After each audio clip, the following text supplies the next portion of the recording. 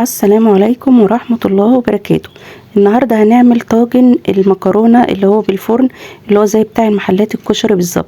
مش قادرة اقول لكم طريقة سهلة جدا وجميلة جدا. تابعوا الخطوات بتاعتي ومش هتحطوها نية ولا اي حاجة، ومش هتاخد صلصة كتير. وزي ما انتوا شايفين كده طالعة دايبة دوب. نقول بسم الله الرحمن الرحيم. معايا حتة اللحمة الصغيرة دي، ومعايا بصلتين مبشورين وفلفلتين كده مدقوقين كده بالتومة. هرستهم كده في قلب المدق بتاع التوم.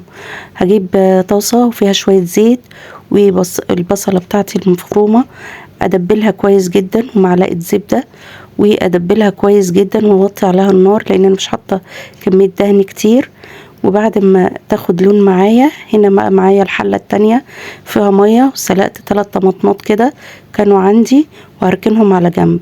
الطاسة بقى اللي فيها البصلة ضفت عليها حتة اللحمة اللي باقي عندي، كانت حتة كده صغيرة في قلب الفريزر.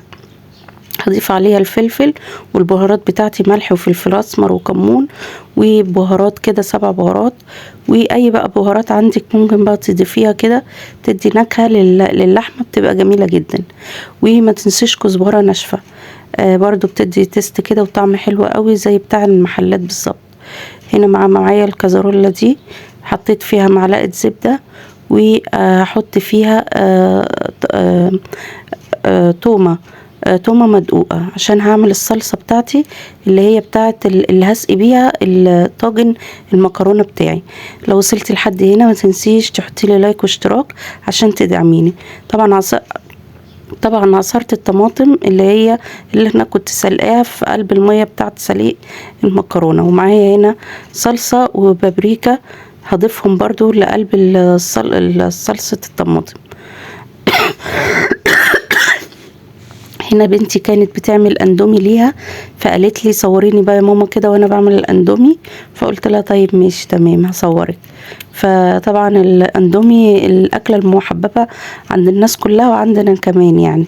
هي بقى بتضيف البهارات بتاعتها وبتزود بقى ايه بهارات كده من عندها، عصرة ليمونه وشطه، فبتدي نكهه حلوه قوي للاندومي. هي والله انا دايما بعد اقول لها غلط غلط، بس انا برضو ايه بحبه زيها، بس ايه يعني هو احسن من الشيبسي والكلام ده كله. هي بتحط الشطة هنا، فانا ايه حبيت ان انا اصورها كده عشان ايه هي فرحانة ان هي بتعمل بيه. لو وصلت لحد هنا ما تنسيش تحطي لي لايك والاشتراك للقناة.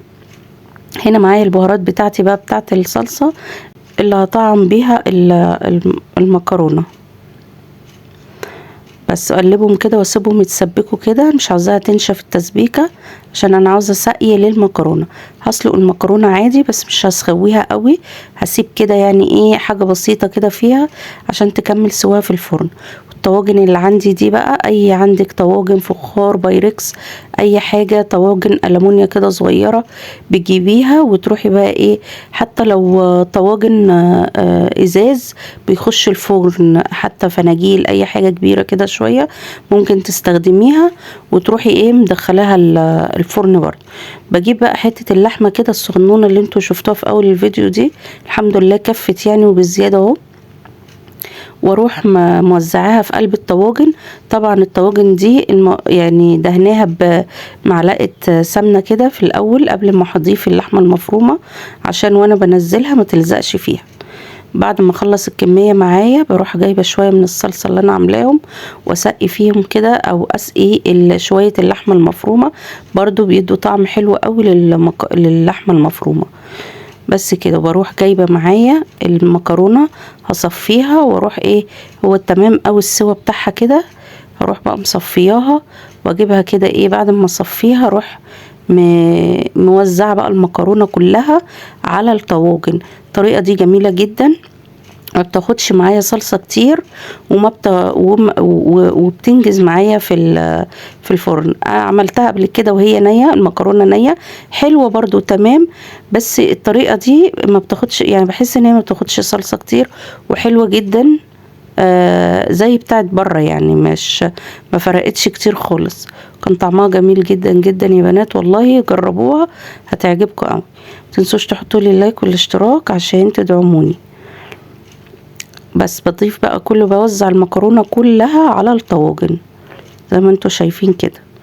الطاجنين الصغيرين دول حلوين يعني على قد فرد كده، بتبقى حلوة قوي. اما الطواجن الكبيرة دي اللي هي البني دي يعني مثلا حد كبير كده فبتكفيه يعني برضو حلوة برضو. بضيف بقى شوية الصلصة. شفتوا ال3 طماطمات اللي انا كنت عاملاهم في اول الفيديو؟ هما دول عملوا كام طاجن اهم والله، وكانت جميلة جدا. وبألف هنا وشفا على كل اللي يجربها. الفيديو مش طويل، انا يعني اقتصرت فيه عشان ما اطولش عليكم، بختصر جامد جدا عشان اديكم بس المفيد ان انتوا تستفيدوا بالطريقة وخلاص. بس كده. بعد ما خرجت من الفرن اروح بقى قلبيها على وشها وانزل الطاجن بتاعي، فينزل كل بقى ايه المكرونة اللحمة المفرومة كلها. ولو لزق حاجة بالمعلقة كده بطلعها بالراحة واروح ايه ضيفها على بقية الطاجن. انا بفرغ معايا هنا 2 طاجن بس، لاني كانوا يعني باقي الاسرة يعني مش موجودة، فقلت بقى اشيل الباقي ده واللي موجود بس هياكل الطاجنين ده بس. لو وصلتوا لحد هنا بقى ما تنسوش تعملوا لي لايك واشتراك، تدعموني وتدعموا الفيديو، واشوفكم على خير الفيديو الجاي. يا رب الفيديو يعجبكم. شكرا لكم، مع السلامة.